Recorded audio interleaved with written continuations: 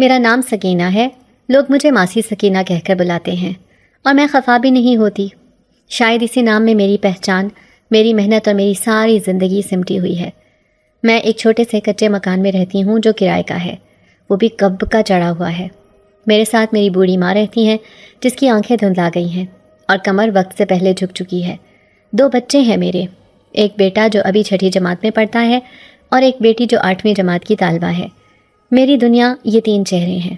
میں صبح اٹھ کر ان کے لیے چولہا جلاتی ہوں، ان کے کپڑے دھوتی ہوں، ماں کی دوائیں نکالتی ہوں اور بچوں کو تیار کر کے اسکول بھیجتی ہوں۔ جب شوہر ساتھ تھا تو امید بھی تھی، خواب بھی تھے، چاہت بھی تھی کہ شاید زندگی کسی دن ہنستی ہوئی نظر آئے گی۔ لیکن وہ دن آیا جب وہ اچانک کہہ گیا، میں اب تمہارے ساتھ مزید نہیں رہ سکتا یہاں، اور پھر کبھی پلٹ کر نہ آیا۔ میرے پاس نہ طلاق تھی، نہ خرچہ، نہ کوئی وعدہ۔ وہ دن، وہ راتیں جب میرے دل میں صرف ایک ہی سوال تھا، اب کیا ہوگا؟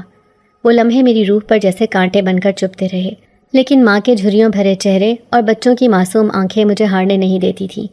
میں نے فیصلہ کیا کہ چاہے کچھ بھی ہو، میں ان کے لیے لڑوں گی، گر کر اٹھوں گی، لیکن رکوں گی نہیں۔ میرے گھر میں عیش و عشرت کا نام و نشان نہیں تھا۔ غربت نے ڈیرا جما لیا تھا۔ ایک ہی پنکھا موجود تھا جو ہانپتے ہوئے چلتا تھا، بستر ایک ہی جس پر 3 جانیں سوتیں، اور کچن میں اکثر خالی برتن سوال کرتے ہیں کہ آج کیا پکے گا۔ لیکن ان سوالوں سے بھی میں لڑنا سیکھ گئی تھی، کبھی کسی سے ادھار لے کر، کبھی محلے والوں کی خیرات سنبھال کر، کبھی سلائی مشین پر دیر رات تک کام کر کے۔ میں نے اپنے بچوں کو نہ صرف زندہ رکھا بلکہ انہیں سکھایا کہ غربت ایک حال ہے، انجام نہیں، اور ہمیں اس سے لڑنا ہوگا۔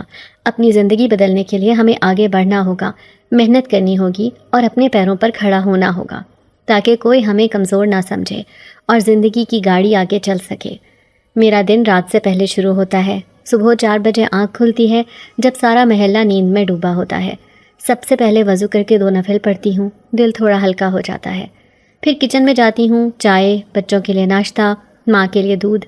کبھی کبھی کچھ نہیں ہوتا تو بس روٹی پر نمک لگا کر رکھ دیتی ہوں، لیکن ماں کچھ نہیں کہتی، بس آنکھوں سے دعا دیتی ہے۔ پھر میں جلدی جلدی جھاڑو دیتی ہوں، بچوں کے کپڑے استری کرتی ہوں، اور جیسے ہی 6 بجتے ہیں میں اسکول کے لیے نکل جاتی ہوں۔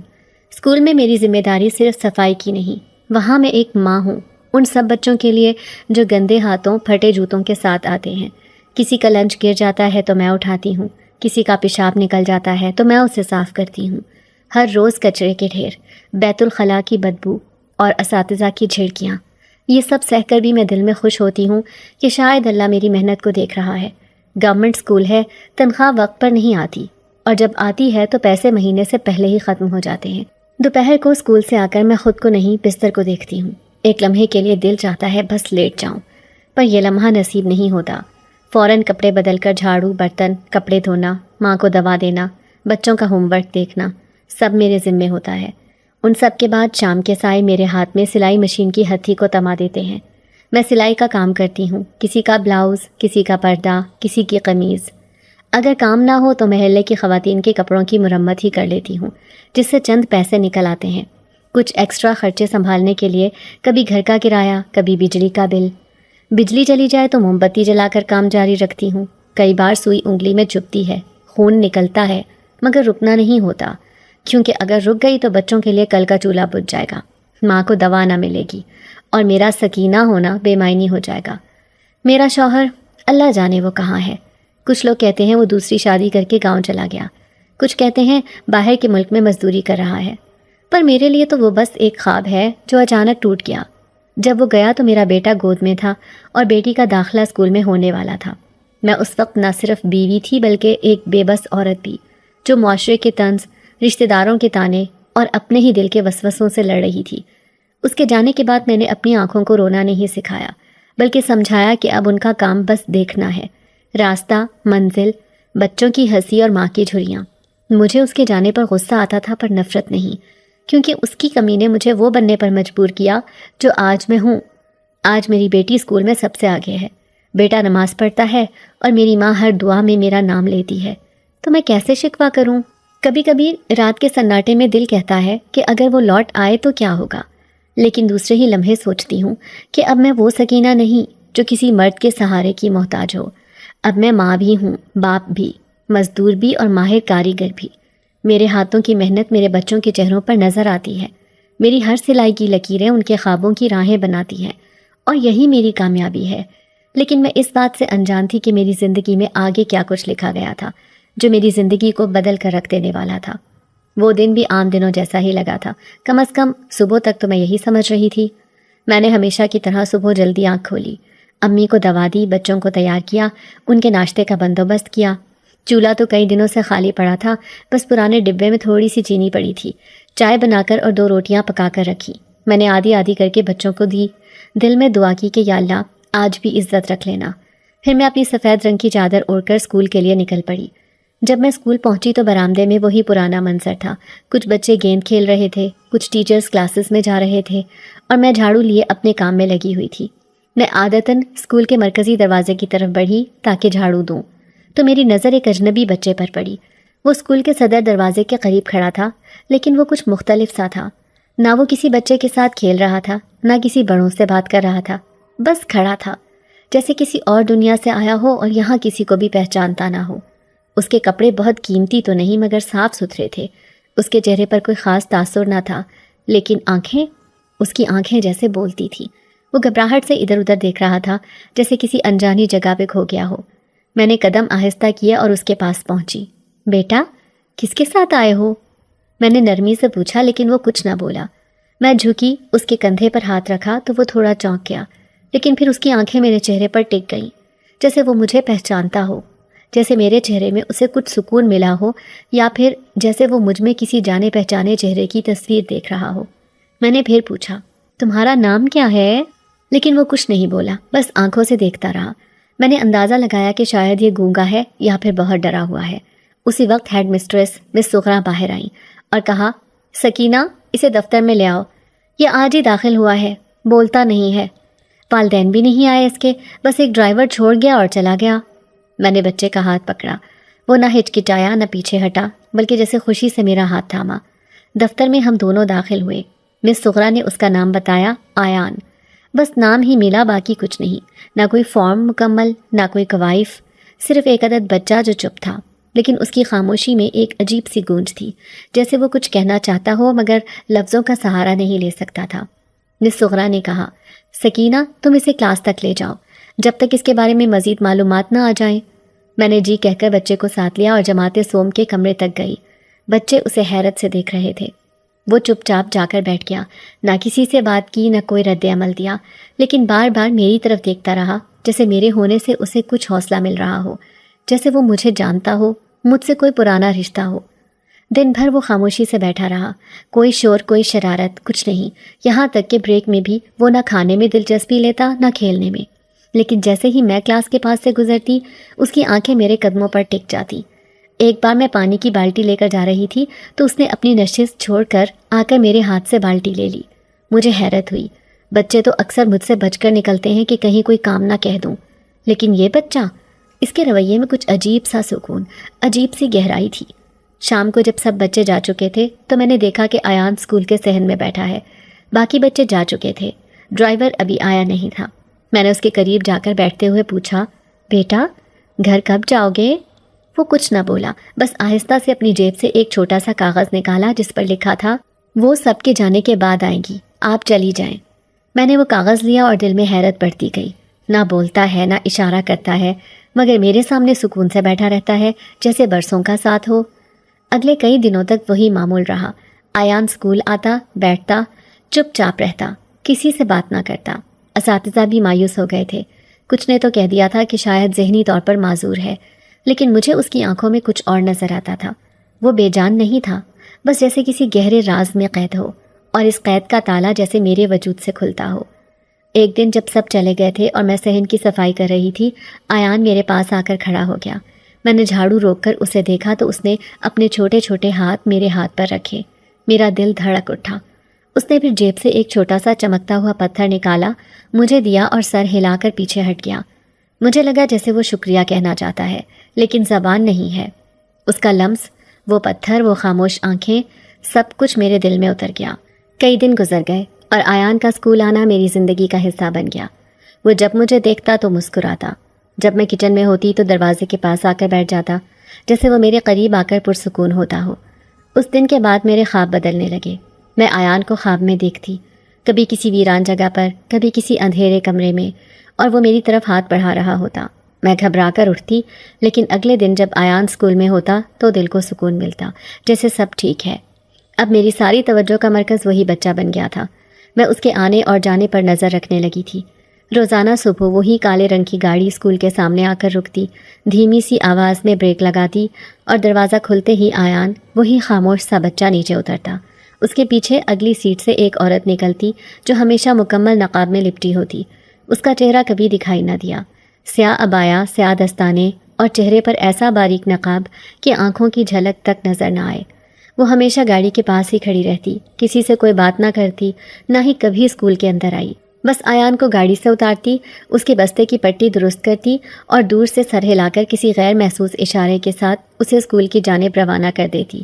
یہ منظر اب اسکول کا ایک معمول بن چکا تھا، لیکن میرے دل میں ایک عجیب سی کھلبلی مچی رہتی تھی۔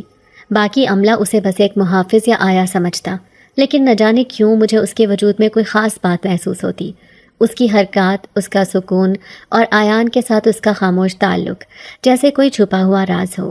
کئی بار میں نے کوشش کی کہ اس سے 2 لفظ بول لوں، کچھ جان سکوں، لیکن جب بھی قریب جاتی وہ دھیرے سے سر جھکا لیتی اور محض آنکھوں کے اشارے سے مجھے سلام کہتی، جیسے وہ صرف مجھے ہی پہچانتی ہو، جیسے باقی دنیا اس کے لیے بے معنی ہو۔ مجھے یاد ہے ایک دن آیان تھوڑا سا لڑکھڑا گیا اور میں دوڑ کر اس کی طرف گئی تو وہ نقاب پوش عورت اچانک گاڑی سے باہر آئی۔ اس کی تیز قدمی میں ایسی مہارت تھی جیسے وہ زمین کو محسوس کیے بغیر چل رہی ہو۔ اس نے آیان کو اٹھایا، اس کی پیشانی پر ہاتھ رکھا اور پھر مجھے دیکھا۔ بس دیکھا، کچھ کہا نہیں، لیکن اس لمحے میں ایک عجیب سی کپ کپی میرے اندر دوڑ گئی، جیسے اس کی نظریں میرے اندر تک جھانک رہی ہوں۔ آیان کی جیب میں اکثر چھوٹے چھوٹے چمکتے پتھر ہوتے جنہیں وہ اسکول میں چپکے سے میرے لیے چھوڑ جاتا، اور وہ سب ایک جیسے نہیں ہوتے تھے، ہر ایک میں کچھ خاص تھا، جیسے ان میں روشنی کی کوئی سانس ہو۔ کچھ دنوں سے اماں کو بخار نے آن گھیرا تھا، میں کچھ پریشان سی تھی۔ ایک دن میں نے وہ پتھر اپنے پلو میں باندھ دیے اور گھر لے آئی، اماں کے ماتھے پر ہاتھ رکھا، وہ بخار میں تپ رہی تھی۔ میں نے جب ان سب پتھروں کو اپنی بیمار ماں کے سرہانے رکھا تو اس رات پہلی بار انہیں گہری نیند آئی اور صبح ان کی طبیعت کچھ سنبھلی ہوئی لگی، لیکن میں نے یہ کسی کو نہیں بتایا، نہ اسکول والوں کو، نہ بچوں کو۔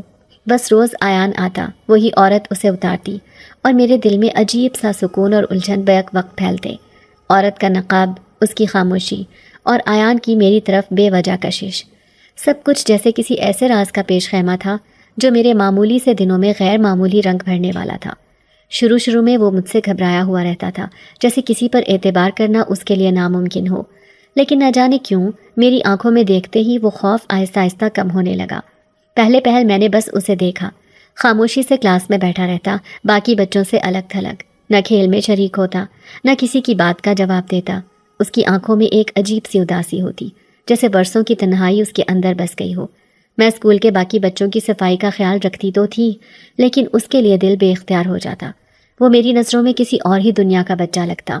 ایک دن میں نے اس کے گالوں پر لگے مٹی کے داغ اپنے دوپٹے سے صاف کیے، اور اس لمحے وہ میری طرف دیکھ کر مسکرایا۔ وہ مسکراہٹ کسی بچے کی نہ تھی، وہ جیسے کسی قید سے آزاد ہونے کی پہلی سانس تھی۔ میرے دل کو کچھ ہوا، میں اس کے سر پر ہاتھ پھیرنے لگی، اس کے بال سنوارے اور اسے اپنے ہاتھ سے روٹی کا ٹکڑا دیا جو میں اسکول کے کونے میں بیٹھ کر خود کھاتی تھی۔ اس نے کچھ نہ کہا، بس دونوں ہاتھوں سے وہ نوالا پکڑا اور یوں کھایا جیسے ماں کے ہاتھ کا پہلا لقمہ ہو۔ پھر تو یہ ایک معمول بن گیا، وہ روز مجھے دیکھ کر چپ چاپ میرے قریب آ جاتا، اس کی آنکھیں کچھ کہتی مگر زبان پر کبھی کچھ نہ آتا۔ میں اس کے پیر دھوتی، کبھی اس کی جیب سے نکلے چاکلیٹ کے ٹکڑے سنبھالتی۔ وہ مجھے ایسے دیکھتا جیسے میں اس کی ماں ہوں۔ جب میں اسے چھو کر دعائیں دیتی، اس کی پشت پر ہاتھ رکھتی، تو وہ اپنی چھوٹی چھوٹی باہیں میرے گرد لپیٹ دیتا۔ یہ لپٹنا بھی عجیب تھا، جیسے برسوں کی بے قراری کو ایک ماں کے سینے میں چھپانے کی کوشش ہو۔ میں اسکول میں صفائی کرتی، بچوں کی دیکھ بھال کرتی، لیکن آیان پر دل ٹک جاتا۔ وہ خاموش، سادہ، مگر میری طرف بڑھتا ہوا، جیسے میرے اندر وہ کوئی ایسا سکہ ڈھونڈ رہا ہو جو دنیا نے کہیں گم کر دیا ہو۔ ایک دن میں نے اس کے کپڑے دیکھے، کچھ میلے تھے، میں نے دھو کر سکھا دیے۔ اگلے دن وہ خوشی سے میرے سینے سے لگ گیا، جیسے اسے کوئی خزانہ مل گیا ہو۔ وہ اور کسی سے نہ بات کرتا، نہ ہاتھ لگانے لیتا، لیکن میری آغوش میں بیٹھ کر آنکھیں بند کر لیتا۔ جب میں اسکول کے صحن میں جھاڑو دیتی تو وہ میرے پیچھے پیچھے آتا رہتا، کبھی میرے دوپٹے کے کنارے کو تھام لیتا، کبھی میرا ہاتھ پکڑ لیتا، اور میں جو برسوں سے تنہا تھی، جس کے بچے بڑے ہو گئے تھے اور اپنی دنیا میں مگن تھے، مجھے یوں لگا جیسے خدا نے میرے خالی پن میں ایک ننھی روشنی رکھ دی ہو۔ ایان کی خاموشی میرے لیے بولنے لگی تھی۔ وہ لفظوں کا محتاج نہ تھا۔ اس کی آنکھیں، اس کا لپٹنا، اس کا میرے لیے چاکلیٹ رکھ دینا میرے لیے دن کا سب سے بڑا انعام بن چکا تھا۔ میں اسکول سے واپسی پر اس کے لائے ہوئے چمکدار پتھر اپنے تھیلے میں رکھ لیتی۔ وہ چپکے سے میرے ہاتھ میں رکھتا تھا جیسے کچھ دینا چاہتا ہو۔ ان پتھروں کی چمک عجیب سی تھی، وہ جیسے میرے تھکے وجود میں نئی توانائی بھر دیتے۔ میں ہر روز ایان کے آنے کا انتظار کرتی۔ وہ میرا ناشتہ بچا کر رکھتا، وہ میرے ہاتھ سے پانی پیتا، اور یوں میرے اندر ایک ایسی ممتا جاگنے لگی جو میں نے برسوں سے دبا دی تھی۔ سکینہ اب صرف اسکول کی ماسی نہیں رہی تھی، ایان کے لیے وہ دنیا کی وہ واحد آواز بن گئی تھی جسے وہ سن سکتا تھا، وہ واحد آغوش جس میں اسے چین آتا تھا، اور میرے لیے وہ ایک ایسا راز بن گیا تھا جسے میں روز جیتی مگر سمجھ نہ پاتی۔ میرے لیے یہ سب کچھ کسی خواب جیسا تھا، ایک ایسا خواب جس کی تعبیر کے لیے میں نے نہ تو کبھی کوئی وظیفہ کیا، نہ کسی فقیر کے در پر گئی، اور نہ ہی کسی دعا کے وقت اپنا نصیب بدلنے کی فریاد کی۔ میں تو بس زندگی گزار رہی تھی، وہی گھسے پٹے دن، وہی شامیں جن میں بچوں کا رونا، ماں کی کھانسی اور بجلی کا بل میرے کانوں میں گونجتا رہتا تھا۔ لیکن پھر نہ جانے کیسے سب کچھ دھیرے دھیرے بدلنے لگا۔ پہلے پہل میں نے دھیان نہیں دیا، سوچا کہ شاید قسمت کا کوئی لمحاتی رحم ہو، لیکن جیسے جیسے وقت گزرتا گیا تبدیلیاں میرے ارد گرد واضح ہونے لگیں۔ ایک دن میری ماں جو مہینوں سے کمر کے درد کے سبب چارپائی سے بمشکل اٹھتی تھی، اچانک مجھے بولی کہ آج کمر میں کچھ خاص درد نہیں ہے، اور پھر وہ خود ہی اٹھ کر باورچی خانے میں چلی گئی۔ میں حیرت میں پڑ گئی۔ کئی مہینوں سے اس کے بستر سے اٹھنے کے لیے میرے سہارے کا انتظار ہوتا تھا، اور اب وہ اپنے پیروں پر کھڑی تھی، گویا کمر کا بوجھ کسی نے دھیرے سے اتار لیا ہو۔ پھر بیٹی کی پرانی کھانسی جو بار بار کی دوا سے بھی کم نہ ہوتی تھی، ایک صبح خود بخود ٹھیک ہو گئی۔ نہ کوئی شربت، نہ کوئی دوا، بس ایک رات کی نیند، اور صبح وہ چہک رہی تھی جیسے کچھ ہوا ہی نہ ہو۔ میں نے سوچا شاید کوئی فطری بہتری ہو، لیکن پھر میرے سلائی کے کام میں جو اضافہ ہوا وہ ناقابل یقین تھا۔ پہلے میں شام کے وقت 2 یا 3 قمیضیں ہی سنبھال پاتی تھی، اور وہ بھی بمشکل، لیکن اب گلی کی ہر عورت میرے دروازے پر دستک دیتی تھی۔ سکینہ باجی میری قمیض سینی ہے، سکینہ آپی شادی کے کپڑے تو آپ کو ہی دینے ہیں۔ اور پھر یہ بات یہاں تک بڑھی کہ دوسرے محلوں سے بھی عورتیں آنے لگیں۔ میں نے اپنی سلائی مشین کو سالوں پرانی، خستہ اور کب سے مرمت طلب سمجھا تھا، لیکن ایک صبح جب میں نے اسے صاف کرنے کے لیے اسے کھولا تو وہ ایسے چمک رہی تھی جیسے ابھی ابھی کسی شو روم سے نکلی ہو۔ اس کے پرزے چمک رہے تھے، اور سوئیاں ایسے پیوست ہو رہی تھیں جیسے کپڑا مکھن ہو۔ یہ سب کیسے ہو رہا تھا؟ نہ کسی نے مشین کو ہاتھ لگایا، نہ میں نے اس میں کچھ بدلا، لیکن وہ اپنی عمر بھول چکی تھی۔ میرے بیٹے کا رویہ بھی نرم پڑنے لگا تھا۔ وہ جو ہر وقت شکایت کرتا، ہر بات پر غصہ دکھاتا، اب خاموش ہو کر اپنے کام میں لگا رہتا۔ اس نے ایک دن آ کر کہا، امی میں اب کام ڈھونڈنے باہر جاؤں گا، آپ اتنی محنت نہ کریں۔ مجھے لگا جیسے میرے بیٹے کی روح میں کوئی تبدیلی آ گئی ہو، جیسے وہ اب میرا دکھ سمجھنے لگا ہو۔ اور پھر میرا گھر، وہی گھر جس کی دیواروں سے پیٹ اکھڑا ہوا تھا، جس کے نل سے پانی رستا تھا، اور جس کے دروازے ہلکے سے دھکے پر چرچراتے تھے، وہ اچانک بہتر ہونے لگا۔ ایک دن دروازہ بند کرتے ہوئے مجھے احساس ہوا کہ اس میں اب وہ پرانی چرچراہٹ نہیں رہی، جیسے کسی نے اسے چپکے سے ٹھیک کر دیا ہو۔ نل بھی ٹپکنا بند ہو گیا، اور باورچی خانے کی ٹوٹی الماری کا دروازہ جو مہینوں سے ٹنگا ہوا تھا اب اپنی جگہ پر واپس آ چکا تھا۔ میں نے نہ کسی کو بلایا، نہ کوئی مرمت کرائی، لیکن یہ سب کچھ ٹھیک ہو رہا تھا خود بخود، خاموشی سے۔ یہ سب باتیں ایک طرف، لیکن جس بات نے مجھے اندر سے ہلا کر رکھ دیا وہ دن تھا جب بجلی کا بل ہاتھ میں لیا۔ میں نے کانپتے ہاتھوں سے لفافہ کھولا، دل میں سوچا کہ پھر سے ہزاروں کا بل ہوگا، لیکن جب میں نے آنکھیں جھپک کر کاغذ کو دوبارہ دیکھا تو بل چند 100 روپے کا تھا۔ میں نے حیرت سے بل کو کئی بار پڑھا، کہیں کچھ غلطی نہ ہو، لیکن سب درست تھا۔ پھر پانی کا بل، پھر گیس، سب معمولی آ رہے تھے، جیسے میرے گھر کا خرچ کسی اور ہاتھ نے سنبھال لیا ہو۔ پہلے پہل میں نے سوچا کہ شاید میں کوئی خواب دیکھ رہی ہوں، یا میری عقل اب میرے ساتھ کھیل کھیل رہی ہے، لیکن جب یہ سب کچھ مہینوں تک ویسے ہی رہا تو میں سچ مچ پریشان ہو گئی۔ میرے دل میں ایک عجیب سا اضطراب پیدا ہونے لگا۔ یہ کیسے ممکن تھا کہ میرا ٹوٹا ہوا گھر ٹھیک ہو جائے، میری بیمار ماں صحت یاب ہو جائے، میرے بچوں کے چہرے کھلنے لگے، اور میرا رزق یوں بڑھنے لگے جیسے میرے نصیب کو نئی زمین مل گئی ہو۔ اور سب سے بڑھ کر یہ کہ میرے ہاتھوں میں وہ طاقت آ گئی تھی کہ اب میں دن کے آخر میں تھکی ہوئی نہیں ہوتی تھی۔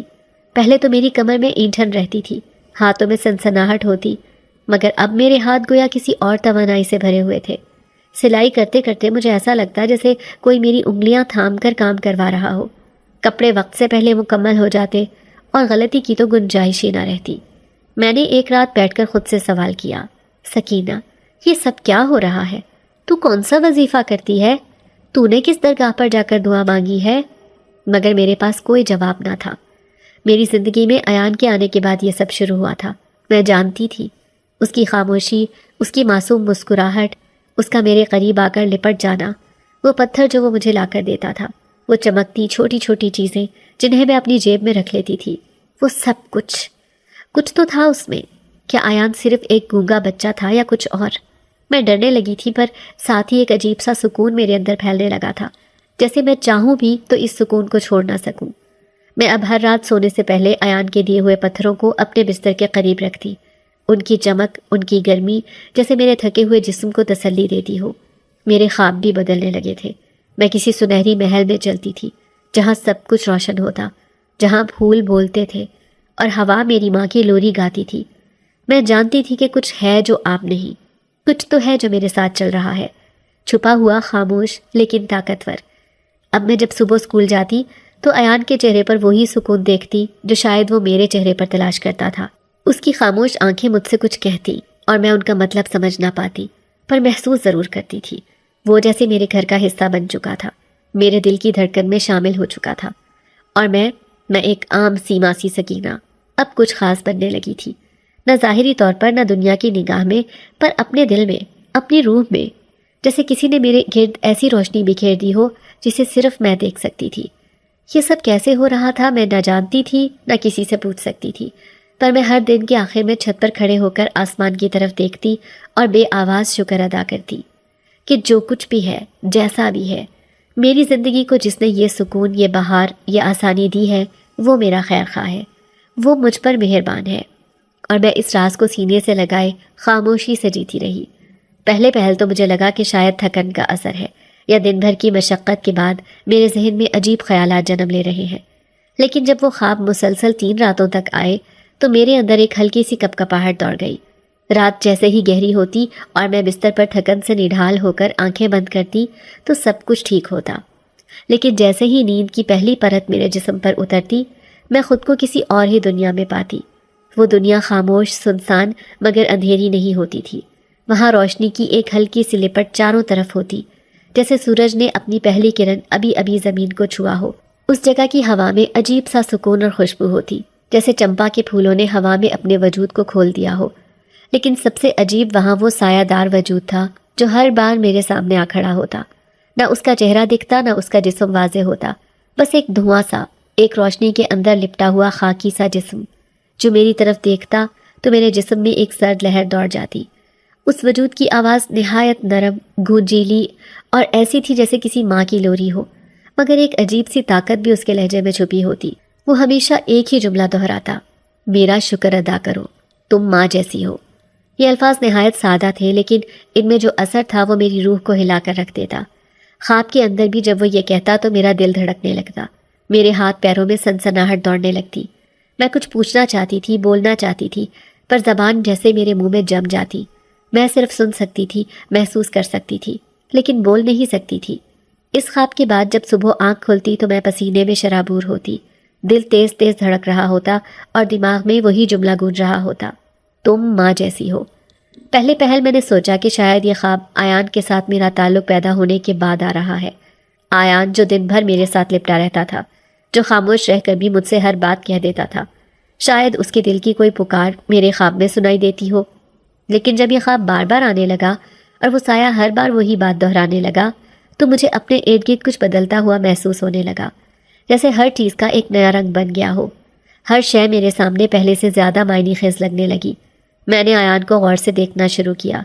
جب وہ مجھے اپنی خاموش آنکھوں سے دیکھتا تو مجھے لگتا جیسے وہ جانتا ہو کہ میرے ساتھ کیا ہو رہا ہے، جیسے وہ خود وہ پیغام لانے والا ہو۔ میں نے اس خواب کا ذکر کسی سے نہیں کیا، نہ ماں سے، نہ بچوں سے، نہ کسی ہمسائی سے۔ نہ مجھے کوئی سمجھنے والا تھا، نہ میں خود سمجھ پا رہی تھی کہ یہ سب کیا ہو رہا ہے۔ مجھے ڈر بھی لگنے لگا تھا، کہیں میں پاگل تو نہیں ہو رہی، کہیں میری عقل ساتھ تو نہیں چھوڑ رہی۔ لیکن پھر ہر خواب کے بعد میرے دل میں ایک عجیب سی طاقت پیدا ہوتی، جیسے کسی نے میری روح کو تازہ کر دیا ہو۔ میں اگلے دن کا سامنا زیادہ حوصلے سے کرتی۔ سلائی کی مشین پر ہاتھ رکھتے ہوئے میرا دل مطمئن ہوتا۔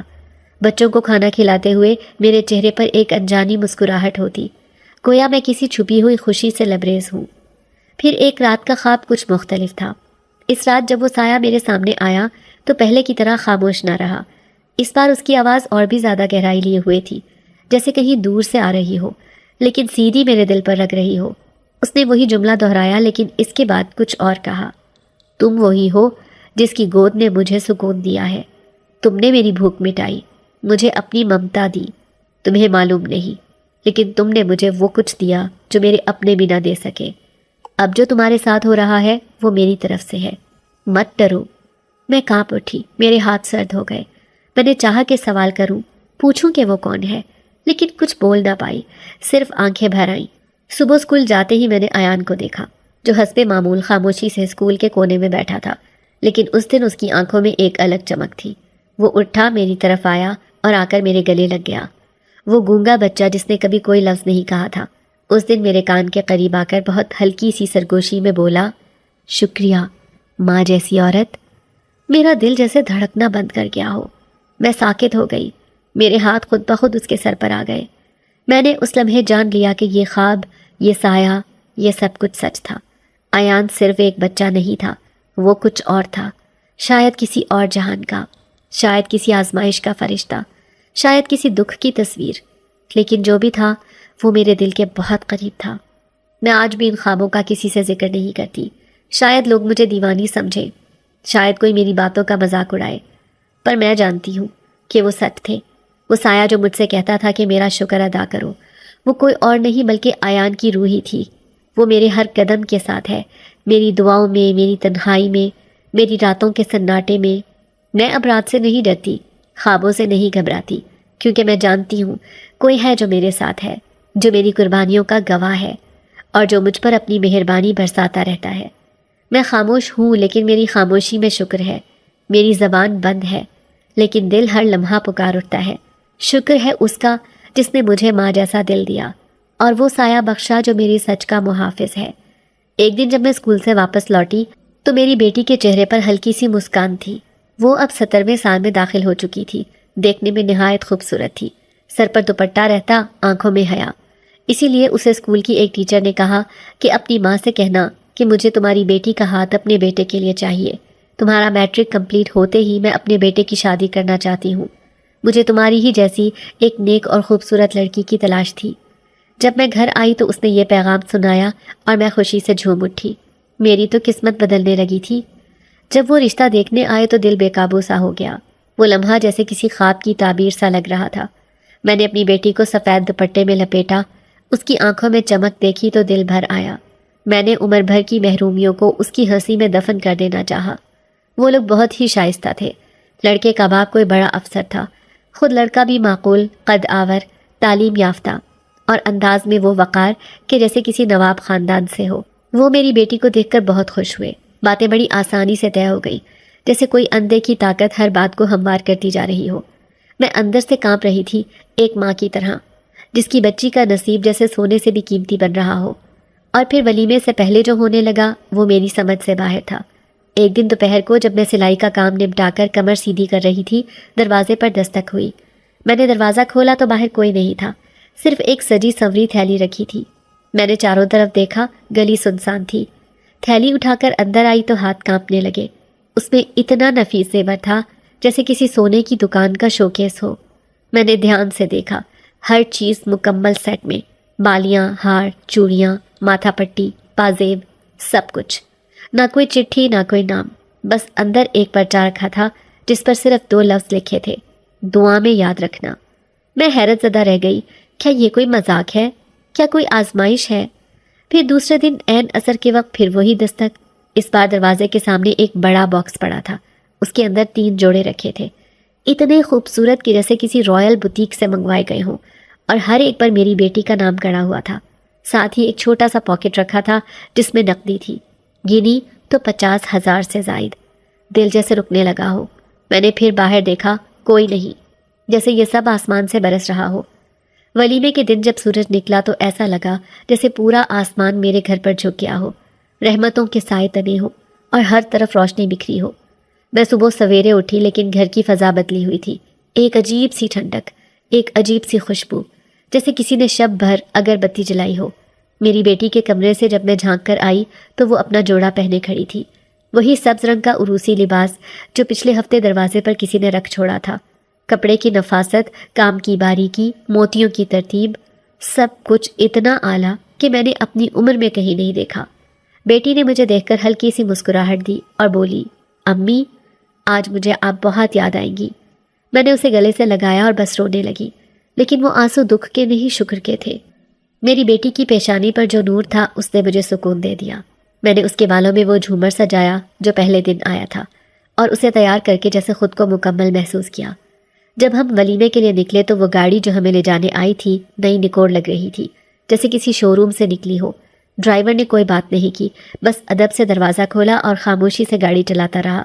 میں ہر لمحہ دل میں دعا کرتی جا رہی تھی، یا اللہ جس نے یہ سب کیا اسے اپنے حفظ و امان میں رکھ۔ وہ جو بھی ہے، جیسا بھی ہے، مجھے اس کا چہرہ نہ صحیح اس کی نیت تو نظر آتی ہے۔ شادی ہال پہنچے تو ہر چیز پہلے سے سجی ہوئی تھی، جیسے کسی نے سب کچھ پہلے سے ترتیب دیا ہو۔ مہمان حیران ہو رہے تھے کہ یہ سادہ سی سکینہ کیسے اتنا سب کچھ کر گئی۔ کھانے میں انواع و اقسام کے پکوان تھے، میٹھے میں وہ سب کچھ جو میں نے کبھی سوچا بھی نہیں تھا، اور سب سے حیرانی کی بات یہ تھی کہ کوئی بل، کوئی پیسہ کسی نے نہیں مانگا۔ ہر چیز، ہر بندوبست مکمل اور بے نام۔ ولیمے کے دوران کئی بار میری آنکھیں دروازے کی طرف اٹھی کہ شاید وہ کوئی نقاب پوش عورت یا وہ خاموش بچہ یا کوئی سایہ آ جائے جو یہ سب کرتا آیا ہے، لیکن وہاں صرف خوشیاں تھیں، کہے تھے اور دعائیں۔ میری بیٹی کو جب رخصت کیا گیا تو اس کے چہرے پر عجیب سی روشنی تھی، جیسے قسمت خود اسے کندھوں پر اٹھا کر لے جا رہی ہو۔ میں ہال کے دروازے پر کھڑی اپنی دعاؤں کی قبولیت کا منظر دیکھ رہی تھی، اور پھر میری نظر اس سیاہ کار پر پڑی جس میں وہ گونگا بچہ آتا تھا۔ وہ دور گلی کے موڑ پر کھڑی تھی، اندر کوئی نظر نہ آیا، بس ایک لمحے کو ایسا لگا جیسے ایک سایہ گاڑی سے نکلا، آسمان کی طرف دیکھا اور سر جھکا لیا۔ میرے ہاتھ خود بخود دعاؤں کے لیے اٹھ گئے۔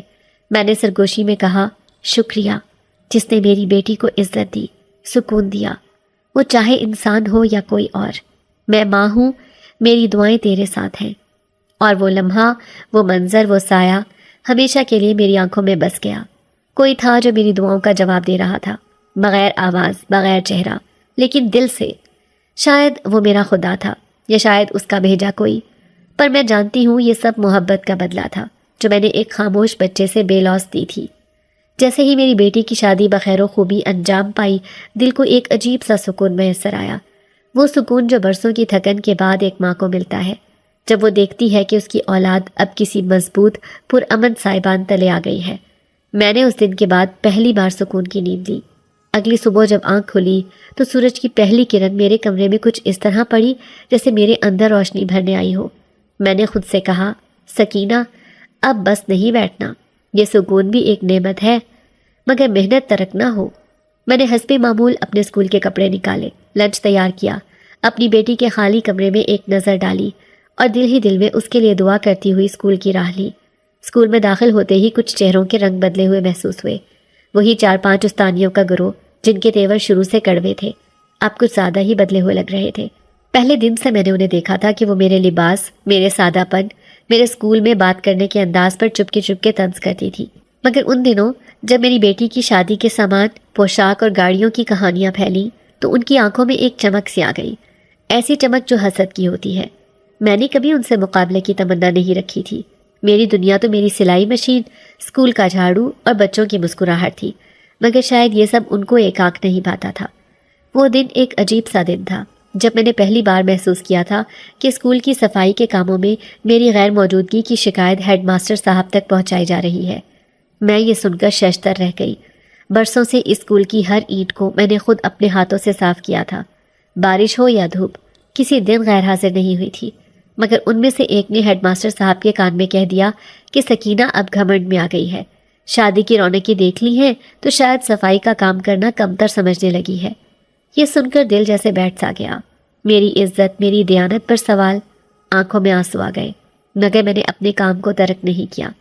میں نے دوسرے دن کچھ زیادہ ہی دل لگا کر کام کیا، ٹوائلٹ تک چمکا دیے، بچوں کے کچرے کے ڈبے خود خالی کیے، پھر جا کر اسکول کے باغیچے میں جھاڑو دیا، مگر محسوس ہو رہا تھا کہ پیچھے سے چپکے باتیں ہو رہی ہیں۔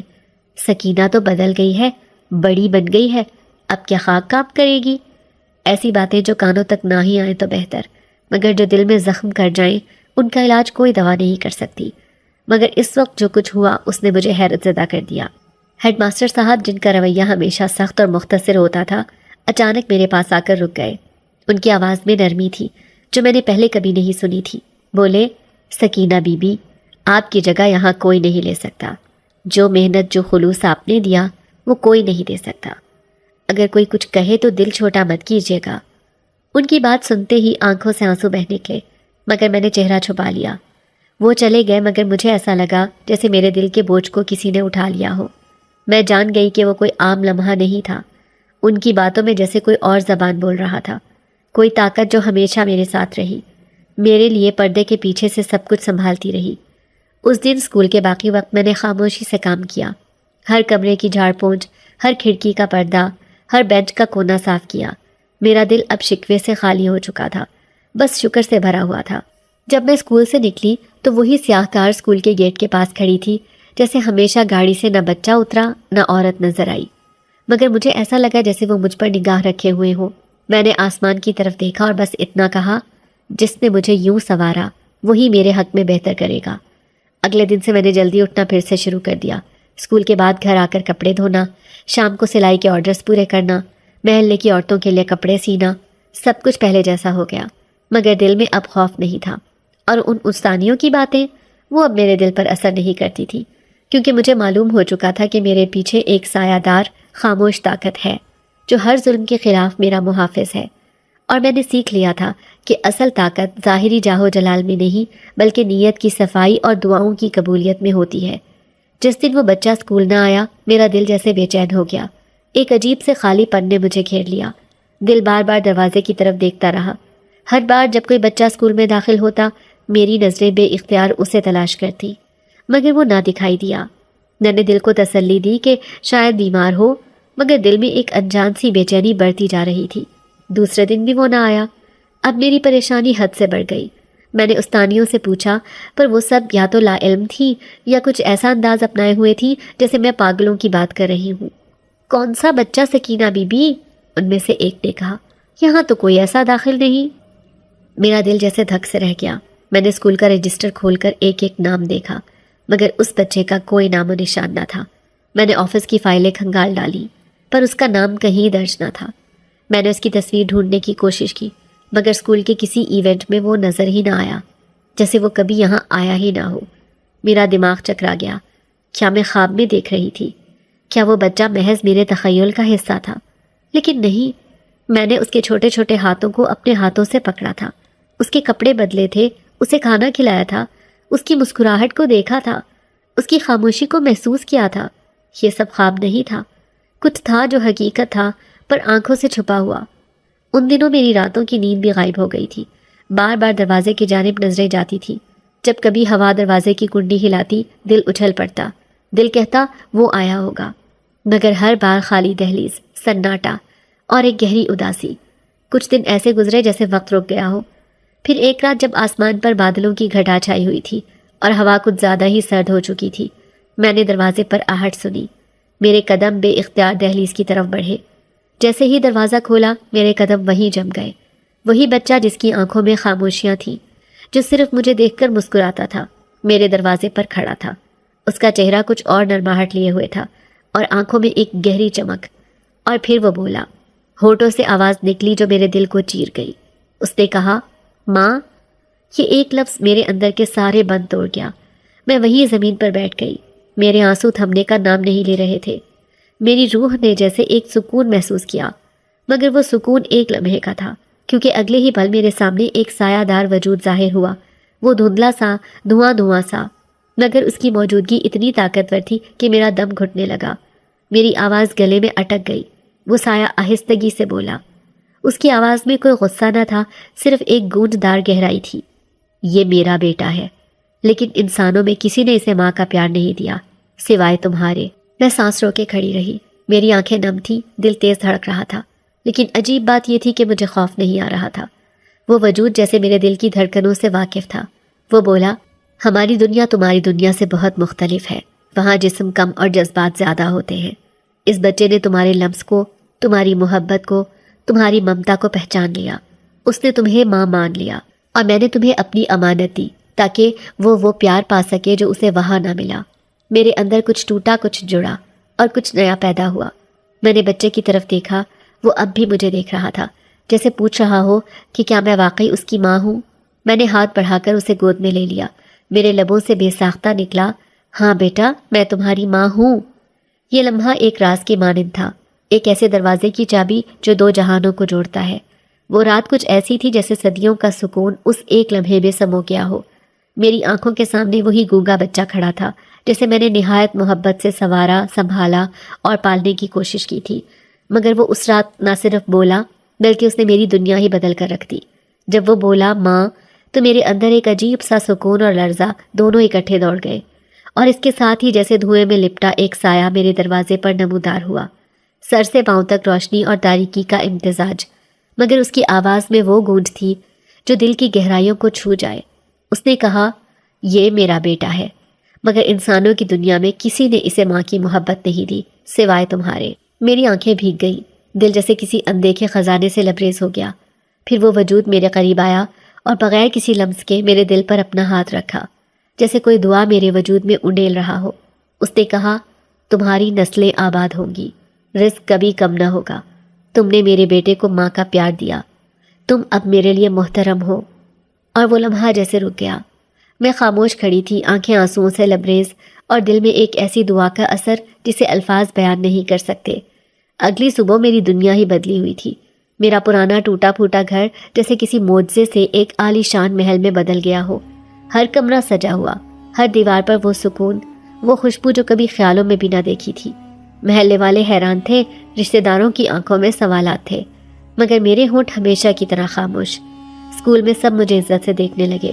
جن ٹیچرز نے مجھے کبھی نیچا دکھانے کی کوشش کی، وہ اب میرے آس پاس بھی آنے سے گھبراتی تھی۔ سلائی کا کام تو جیسے شہر بھر میں مشہور ہو گیا۔ رزق دروازے پر آ کر دستک دینے لگا، اور میری بیٹی اپنی نئی زندگی میں خوش تھی۔ میں نے کبھی کسی کو نہیں بتایا کہ وہ بچہ کون تھا، وہ سائے کس کے تھے، یا وہ دعا کس نے دی۔ یہ راز میرے دل میں دفن ہے، ایک ایسا راز جو میری سادگی، میری ماں جیسی محبت کے بدلے مجھ پر آسمان سے نازل ہوا۔ اب میں ہر دن شکر کے سجدے میں گزارتی ہوں، اور راتوں کو جب سب سو جاتے ہیں میں چھت پر بیٹھ کر آسمان کو تکتی ہوں، شاید کہیں وہ سایہ دوبارہ مجھے دیکھنے آئے، یا شاید وہ بچہ کسی اور ماں کی جھولی میں سکون ڈھونڈنے جائے، مگر میرے لیے سب کچھ مکمل ہو چکا ہے۔